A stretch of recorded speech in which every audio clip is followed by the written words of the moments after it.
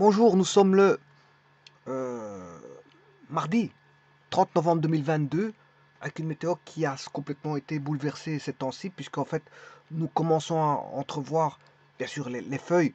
Les feuilles deviennent jaunâtres et finissent par tomber et de vert elles passent à jaune et enfin orange, toutes les couleurs, hein, vert, orange, jaune, elles finissent par tomber.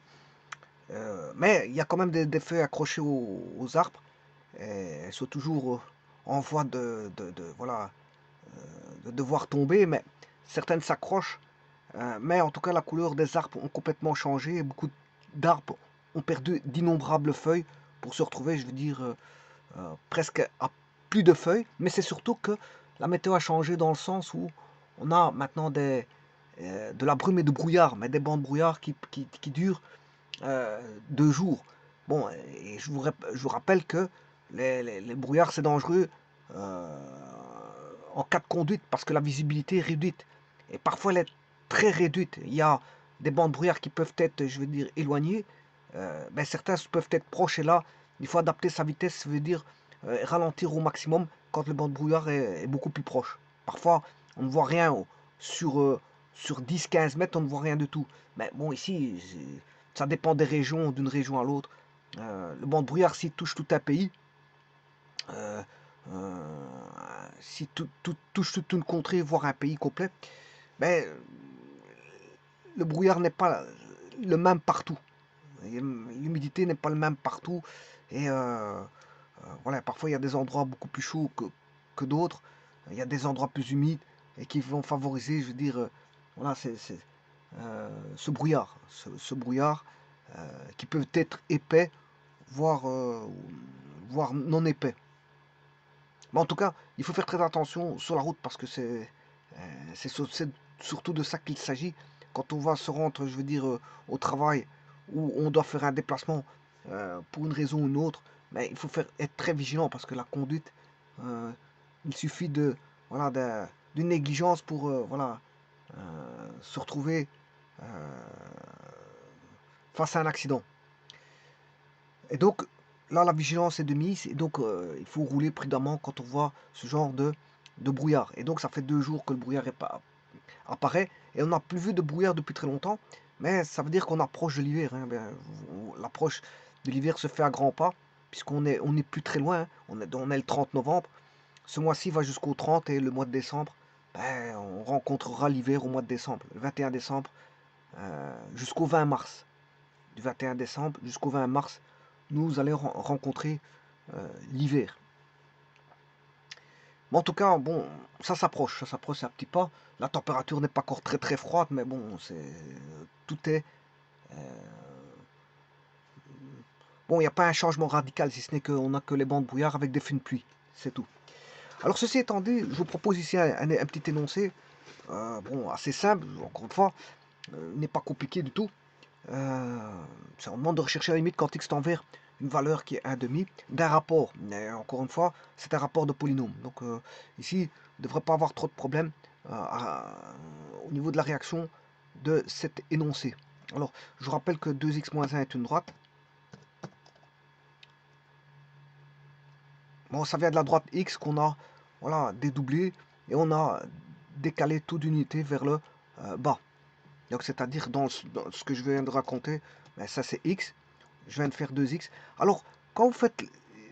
J'ai une petite remarque à faire concernant le 2x. Alors, est-ce que c'est une affinité suivant x ou y ici? Eh bien, c'est la même chose.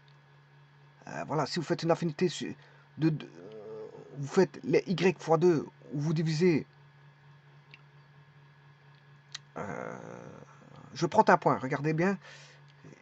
L'affinité suivant x, est-ce qu'elle est suivant x ou suivant y? Ici, c'est un cas particulier. Quand on prend la droite, y égale x au niveau de l'affinité, parce que, voilà, est-ce que là, on a dédoublé où les y, on a divisé les x par 2, eh bien, regardez bien, c'est la même chose. C'est un cas particulier, ceci. Voilà, parce que le x, là, quand on fait x2,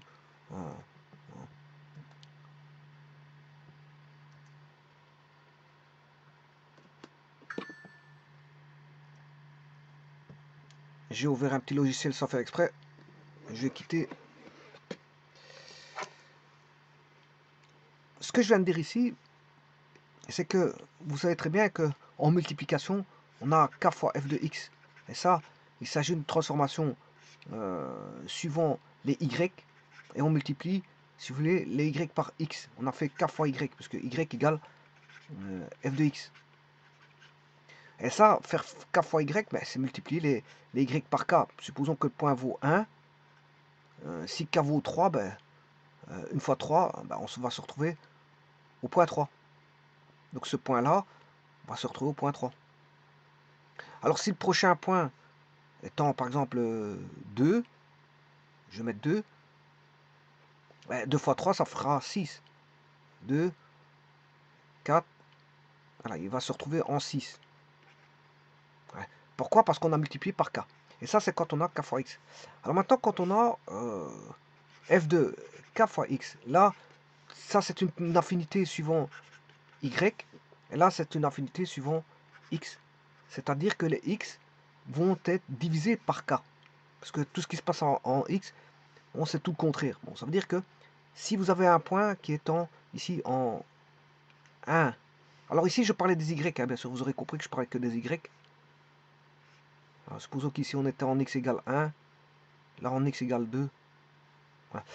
Alors maintenant, en x, supposons que j'ai un point ici, en 1, 1, et que k vaut 2. Si k vaut 2, ben, le point il sera divisé par 2 ici. Donc ce point, à la place d'être ici, va être là, en 1 demi. Voilà. Alors si le prochain point il est en, je vais mettre 2, 4, ben, si je divise par 2, ben, il va sur ce point-là, qui est en 4, va se retrouver en 2. Bon, je ne suis pas à l'échelle, bien sûr. Hein. Mais vous allez comprendre parce que je vais le faire sur GeoGebra en plus propre.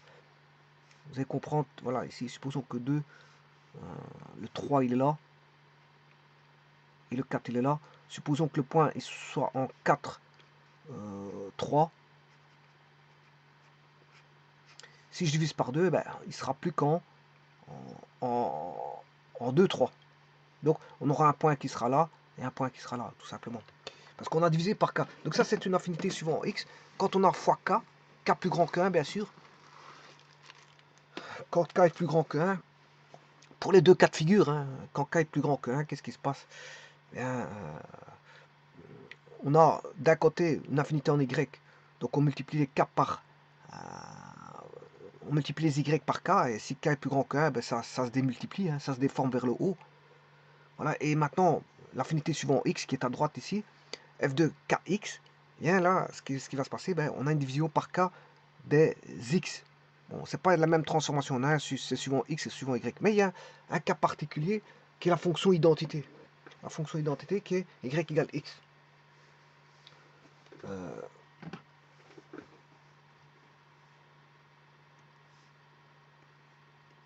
Alors, y égale x, si je crée y égale 2x, ben, c'est quel cas de figure? Est-ce qu'on a fait 2 fois x, ou a-t-on fait 2 fois x? Ben, c'est la même chose. Comme c'est la fonction identité, c'est une transformation suivant y, une affinité suivant y ici, mais c'est aussi considéré comme une affinité suivant x. Et c'est un cas particulier parce que c'est la fonction identité. Donc ici, ce que je vais faire, c'est, je vais vous montrer ça. Alors si je prends un point de la droite, x, je vais mettre le point 1,1, voilà. Et si je prends le point 3,3, je prends un nombre entier, enfin un nombre pair, 4,4, voilà, 4,4. Comme ça, je vais pouvoir diviser, comme j'ai pris 2x, je vais pouvoir le diviser par 2. Alors maintenant, faisons 1, je multiplie tout par 2, 1,2, voilà. J'ai multiplié les y par 2. Du point A, je suis passé au point C. Donc, voilà. Maintenant, prenons le point B, il est au point 4, mais il va se retrouver au point 8. Donc, ce sera 4,8. Voilà, 4,8. Voilà. Maintenant, divisons par 2. Alors, pour diviser par 2, je vais prendre quel point? Je vais prendre les mêmes points. Je vais retirer le C et le D. Je vais diviser tout par 2. Alors, le A, il est en 1 divisé par 2. On va se retrouver que x égale 1 demi, puisque c'est une transformation en x. On ne bouge pas les y. un demi, voilà. Et le point B, ben, il est en combien? En x égale 4, si je divise par 2, ça fait 2. Voilà, et là, le y ne bougera pas, parce que c'est une affinité suivant x, c'est une transformation suivant x, et pas y. Donc le y ne bouge pas. Quand je fais une transformation suivant x, c'est-à-dire une affinité suivant x en division ici, parce que c'est une division, faire fois k, c'est faire une division, je vais vous montrer à l'instant, pour les x en tout cas, parce que pour les y, faire fois k, c'est vraiment faire fois k, c'est démultiplier. Pour autant que k est supérieur à 1, bien sûr. Voilà, donc faire une affinité suivant x, ben, on ne bouge pas les y, et faire une affinité suivant y, on ne bouge pas le x, tout simplement. Et vous voyez que pour la fonction identité, une affinité suivant x ou y ici, c'est la même chose. Voilà. Et tout ça, c'est pour vous dire ça. C'était une petite remarque. Et bien sûr, quand encore une fois, je dois faire moins 1. Donc il faut tout décaler de 1. Ça, c'est la fonction x. La fonction 2x avec une affinité suivant x ou y, c'est comme vous voulez, puisque c'est la fonction identité. Et puis, bon, je soustrais 1, je décale tout de une unité vers le bas. Et donc, on se retrouve avec la fonction polynomiale du premier degré qui est une droite, 2x moins 1. Et la seconde fonction, c'est moins 2x carré moins x plus 1, qui est une parabole.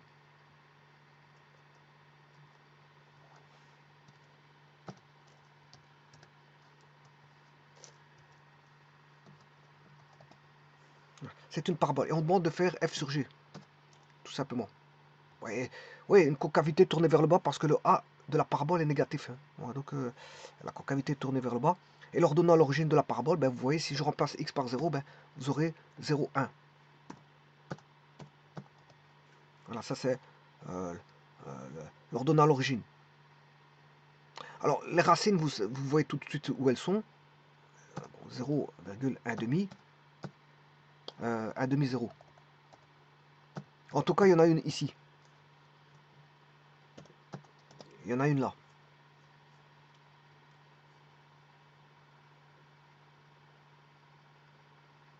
Et l'autre a l'air de se mettre en 1. Bah, je vais le voir par après. Hein. Je vais le voir par après. L'autre, elle est en 1. Bon, je vais essayer, enfin moins 1, je m'excuse. Moins 1, 0, je vais essayer ça. Voilà, c'est ça. Donc, il y en a une qui est en moins 1, 0. Alors, l'axe de symétrie, il est à la moitié de ces deux racines. C'est-à-dire, si je fais 1 demi, plus moins 1, c'est la moyenne. La moyenne arithmétique des deux. Je fais la somme des deux valeurs divisées par... Comme il y a deux valeurs, je fais diviser par 2. Moins 1 quart. Et donc l'axe de symétrie est x égale moins 1 quart.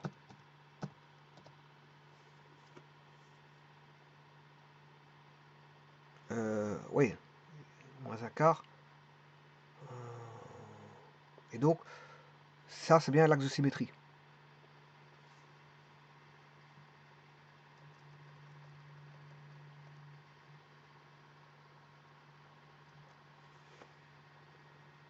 Donc il est bien l'axe de symétrie. Alors, le maximum se trouve sur l'axe de symétrie, c'est-à-dire en x égale... Bon, il y a des formules pour ça. Hein. X égale moins b sur 2a. Moins b, c'est 1. Et 2a, c'est 2 fois moins 2. Puisque a vaut moins 2. Il y a des formules pour ça. Voilà. Moins b, c'est x égale moins b sur 2a. Alors, il y a une formule aussi pour le maximum, c'est moins b sur 2a et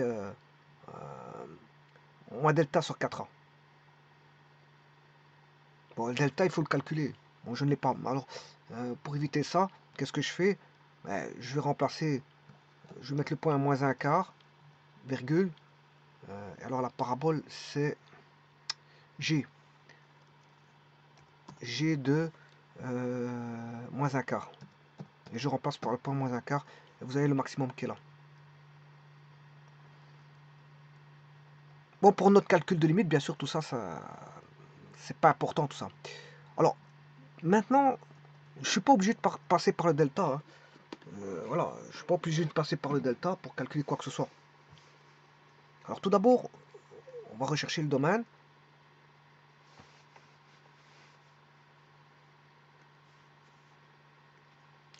suis pas obligé de chercher le delta. Parce qu'on a vu que 1,5 ben, va annuler ceci. Vous aurez compris qu'un demi annule ceci. 1,5 fois 2, ça fait 1. 1 moins 1, ça fait 0. On aura du 0 sur 0. Voilà, parce que 1,5 au carré, ça fait 1 quart.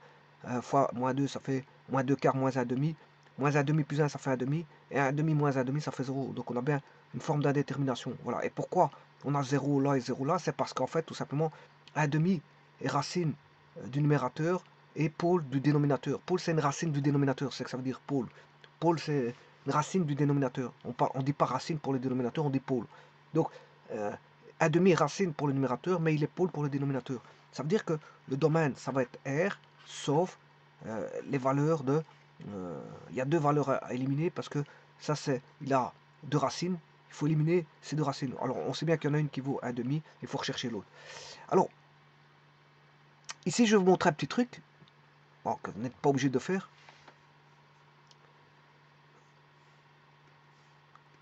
On voit tout de suite que pour 2x moins 1, eh bien, on voit tout de suite que 1,5 est racine. Hein. On voit tout de suite que... alors pourquoi? Parce que si je fais 2 fois x moins 1,5, ben, vous voyez, si vous remplacez x par 1,5, ben, vous aurez 0. 1,5 moins 1,5, ça fait 0. Donc, x égale 1,5 est racine. Maintenant, vous pouvez faire autrement. Hein. Mais, voilà, je vais prendre 2x moins 1. Ouais, enfin, je parle pour... comment est-ce qu'on appelle ça? Pour mettre en évidence. Pour ceux qui ne savent pas mettre en évidence, sachant que 1,5 est racine, 1,5 est racine, hein, on le sait. Voilà. Pour ceux qui ne savent pas mettre en évidence, mais enfin, on pourrait avoir, je ne veux pas dire pour ceux qui ne savent pas mettre en évidence, parce que la plupart des personnes savent mettre en évidence, mais on pourrait travailler la mise en évidence autrement. Alors, la mise en évidence va me donner 2 en mise en évidence. Alors, comment? En faisant une division euclidienne. Alors, si je fais x2, là, on aura moins 2x. Pourquoi? Parce que plus par plus, ça fait plus, et là-bas, ça fait moins. Et là, on a bien 0x. Alors, 2 fois moins 1,5. Alors, ici, il y a deux termes. Hein. Deux termes. Donc, je dois faire une barre qui s'arrête à 2 termes. Une barre qui s'arrête à 2 termes. Voilà. Alors, 2 fois moins 1,5. Mais ça fait moins 1. Et comme ici, on met l'opposé, ça fait plus 1. Et moins 1 plus 1, ben, ça fait 0. Donc, on a le reste qui vaut 0. Le reste égale 0. Donc, il est divisible. Ça veut dire que 2x moins 1 est égal à 2 fois x moins 1,5. Voilà, ça c'est une autre façon de voir la mise en évidence. C'est pour celui qui ne perçoit pas directement qu'il faut sortir 2 et qui sait faire la division euclidienne, mais rien ne lui empêche de faire la division euclidienne si ce n'est que ça prend du temps. Bon, alors...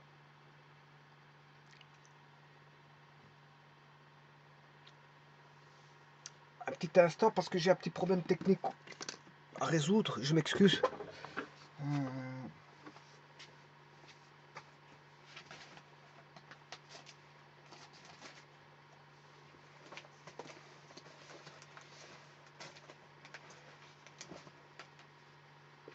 Bon, j'ai un problème de souris, donc alors je vais essayer de continuer comme ça et refaire un redémarrage par après parce que c'est vrai que je referai un redémarrage par après parce qu'à mon avis j'ai la souris qui est un petit peu en train de ne pas répondre. Enfin bref. Ça c'est les aléas du direct.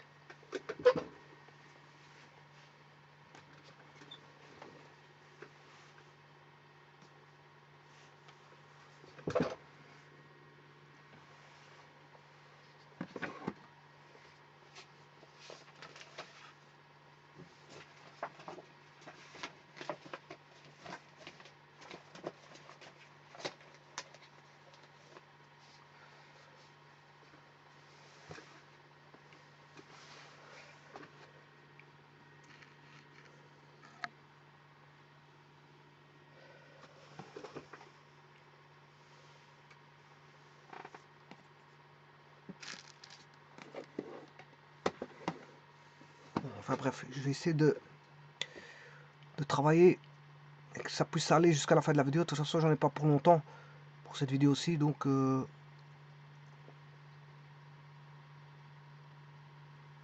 donc vous voyez, moins 2x carré. Je vais essayer de travailler le moins possible avec la souris, parce qu'à mon avis, ici, il faudrait que je redémarre le... C'est un problème technique, un petit problème technique qui m'empêche un petit peu de travailler correctement. Voilà, donc ce que je vais faire, c'est résoudre ici avec les moyens du bord, et puis après, je referai un redémarrage du PC, ça ira mieux par après, qui va remettre tout en ordre. Mais je vais continuer ici parce qu'il reste presque pas beaucoup. Alors, ce que je voulais vous dire, c'est que je suis pas obligé de faire le delta hein, pour moins 2x carré moins x plus 1.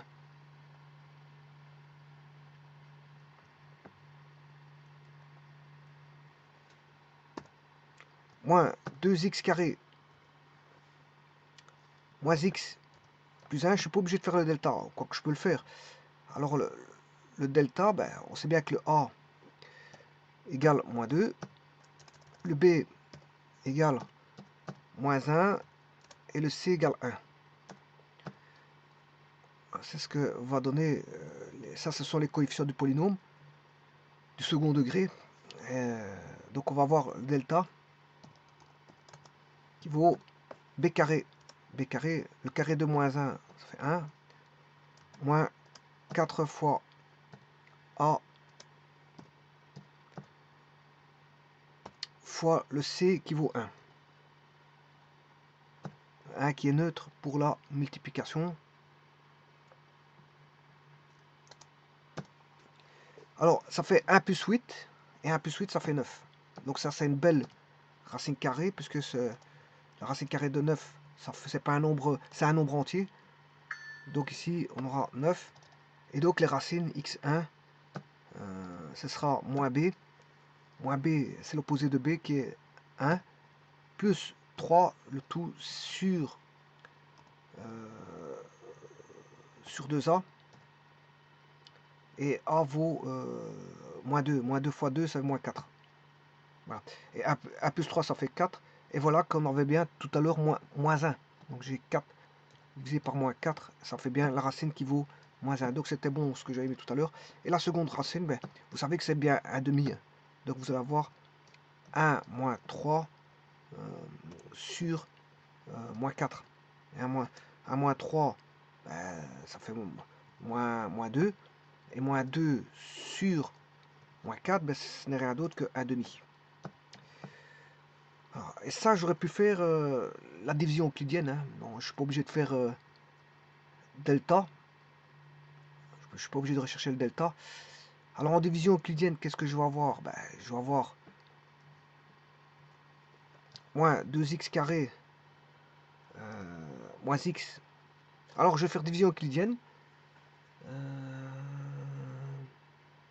Parce que je peux faire aussi par Horner aussi. Hein. Je peux faire par Horner, mais ici je proposais la division euclidienne. Divisé par... On sait bien qu'il est divisé par x moins 1 demi.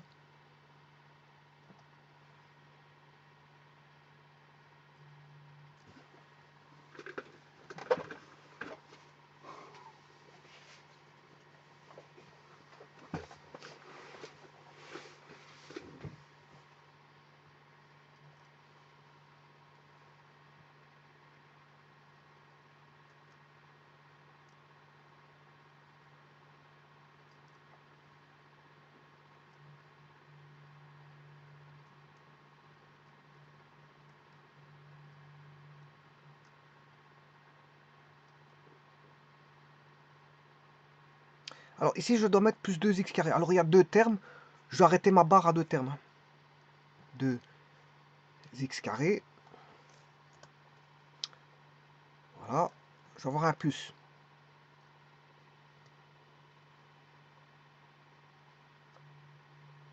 Voilà. Alors pour avoir... Ça, c'est pour avoir 0. Je dois m'arrêter à deux termes.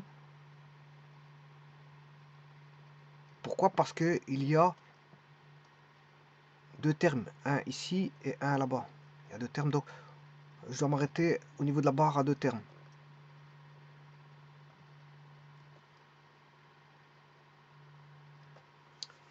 Alors, si je fais fois 2, 2x, j'aurai 2x carré. Mais je vais prendre l'opposé, ça fera moins 2x carré. Donc, ce qu'il me faut, c'est un moins 2x. Comme ça, si je fais moins 2x fois x, ça fait moins 2x carré. Mais de l'autre côté, si je prends l'opposé, ça fait bien plus 2x carré. Ensuite, je continue. Je fais moins 2x fois moins 1 demi. Moins 2x fois moins 1 demi, ça fait x. X. Et de l'autre côté, ça devient moins x.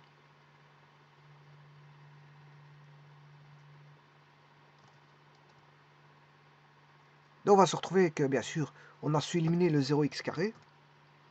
Moins x, moins x, moins 2x. Et je redescends, bien sûr, le 1.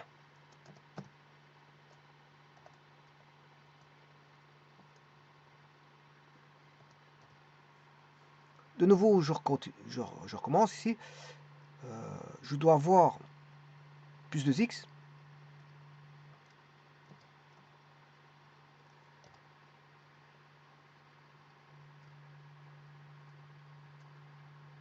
Alors je vais mettre... J'ai un problème de souris, donc je vais faire ceci. Hein.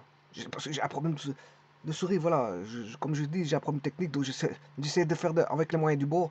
Ça va être résolu dans l'exercice suivant. Il faut bien que je termine cet exercice-là. Alors, moins 2x. Alors, pour avoir 2x, ben, je dois multiplier par moins 2. Alors, moins 2 fois x, ça fait moins 2x. Et de l'autre côté, si je passe de l'autre côté, ça fera plus 2x parce qu'il faut prendre l'opposé. Moins 1 demi fois moins 2, ça fait plus. Plus fois 1 demi, ça fait 1. Et donc, on aura, il passe de l'autre côté, ça fait moins 1. Ouais, l'autre côté de la barre. Hein. Donc, qu'est-ce qui reste? Ben, 0x plus 0. Donc, vous voyez que, et ça, moins 2x plus 2, n'est rien d'autre que, si vous mettez en évidence, moins 2, moins 2 fois x plus 1.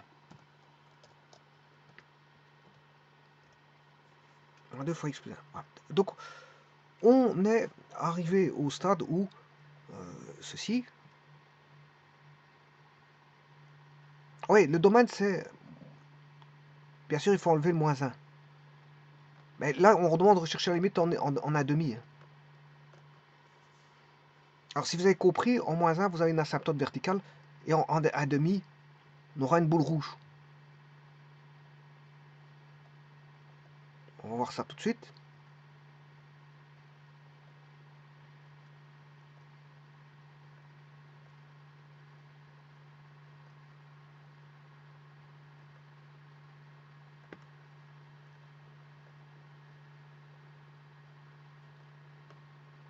Donc, si je mets x égale moins 1, bah, si je calcule la limite là-bas, on va voir l'infini. On va voir l'infini. Et avec un tableau de signes, on sait voir qu'à droite, on aura moins l'infini. Et à gauche de moins 1, on aura plus l'infini. Bon, ça sera moins l'infini. Grâce au tableau de signes. Hein. Maintenant, le point rouge, il est en 1 demi, mais combien? 1 demi combien? C'est ce qu'il faut trouver.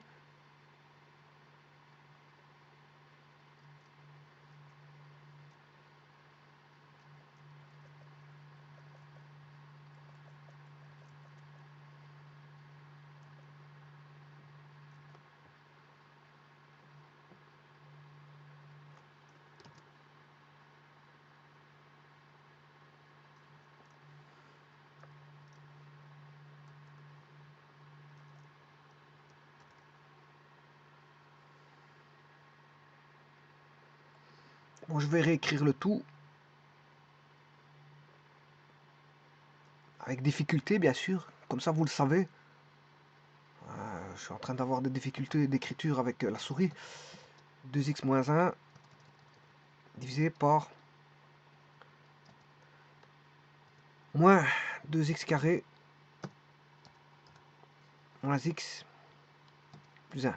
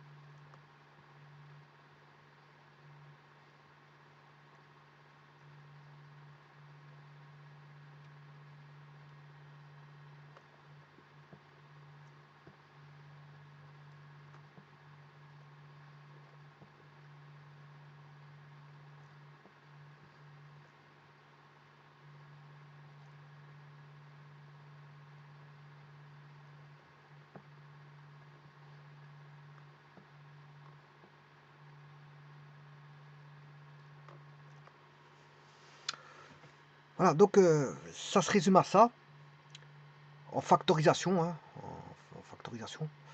Et je vais éliminer le problème qui cause le 0 sur 0, c'est x moins 1 demi. C'est ça qui crée le 0 sur 0. Qu'est-ce qui reste? Ben, il va rester 2 sur moins 2, ce qui fait moins 1. Donc la constante fait moins 1.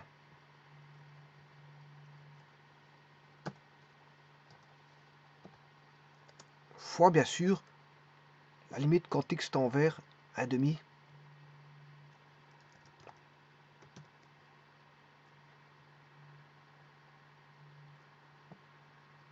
De 1 sur x moins 1.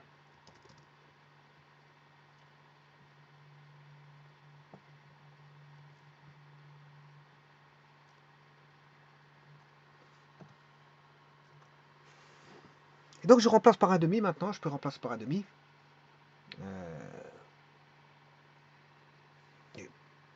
Attention qu'ici j'ai mis moins 2 en évidence.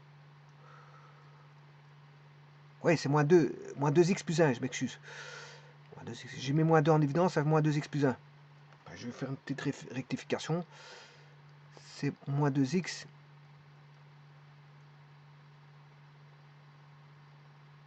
plus 1. Donc ici, c'est x plus 1. Je m'excuse, hein, je m'étais trompé.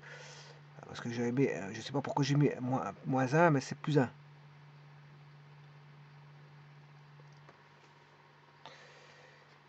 Là, je peux remplacer.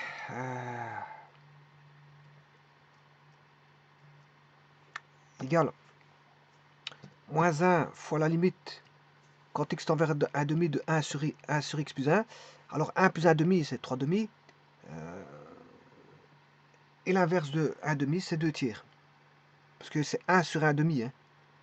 Enfin, c'est 1 sur 1 demi plus 1, c'est 3 demi. Et 1 sur 3 demi, c'est 2 tiers. Donc on a ici affaire à moins 2 tiers. Parce que moins 1 fois 2 tiers, c'est moins 2 tiers. Et donc le trou, il se trouve en moins 2 tiers. Donc en 1 demi, virgule, moins 2 tiers. Voilà, ça c'est le trou. Et le trou, bien sûr, c'est un point de discontinuité qui doit se mettre en rouge. C'est un point qui n'est pas acceptable.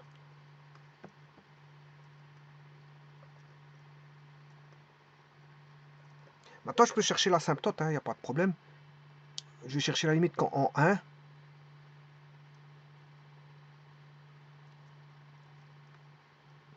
Alors, si je mets...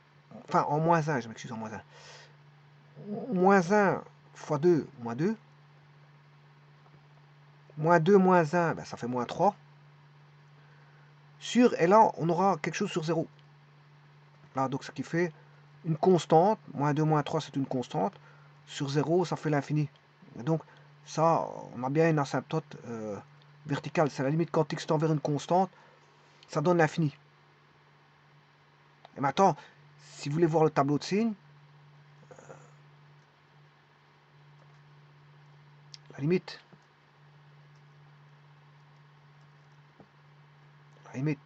quand x tend vers une constante qui est moins 1 ici, de la fonction f qui est donnée en énoncé, égale à l'infini, ben, c'est une asymptote verticale d'équation x égale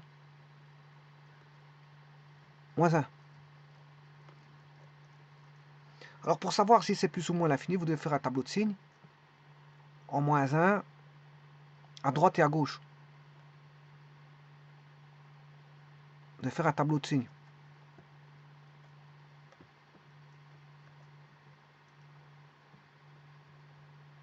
Au voisinage de moins 1, il n'y a pas besoin de faire plus loin. Il y a combien de racines? Il y a la racine 1 demi.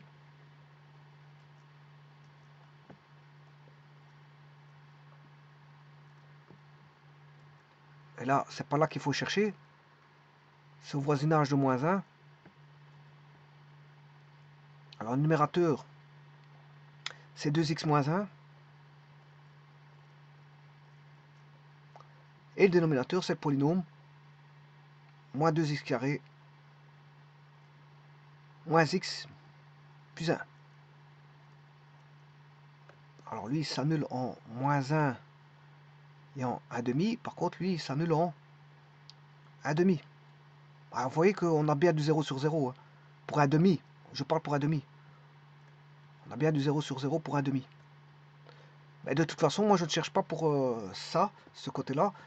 Je vais chercher pour le voisinage de moins 1. C'est ça qui m'intéresse pour voir. Parce qu'on sait bien qu'on a l'infini. Une constante sur 0, c'est l'infini. Maintenant, est-ce que c'est plus ou moins? Il faut regarder à droite et à gauche. Et pour ça, il faut faire le tableau de signes. Alors là, on a un coefficient angulaire positif de la droite. Donc, on vient de moins l'infini. Ce sera toujours, comme c'est croissant, ben, on aura du moins. Et puis du plus. Une tendance infinie. Alors, moins 2x carré, moins x plus 1, c'est une parabole avec le coefficient angulaire, avec le a. Le a qui est négatif, donc concavité tournée vers le bas. Donc on aura du moins, du plus, voilà. Et puis, du moins. Donc ce qui veut dire que moi, le voisinage, moi je vais travailler au voisinage, c'est-à-dire que je ne m'intéresse pas à ce qui se déroule par là et par là. Et donc le voisinage va donner moins l'infini, plus par moins c'est moins l'infini à gauche, et moins par moins ça fait plus l'infini à droite. Et bien c'est bien ce qu'on a. Plus l'infini à droite et moins l'infini à gauche. Bon, je m'excuse pour ce problème technique qui est indépendant de ma volonté. J'ai eu très mal à terminer la vidéo parce que bon, la souris ne suivait pas. Mais en tout cas, bon, je vais résoudre ce problème technique pour des vidéos qui vont suivre. Je vous remercie.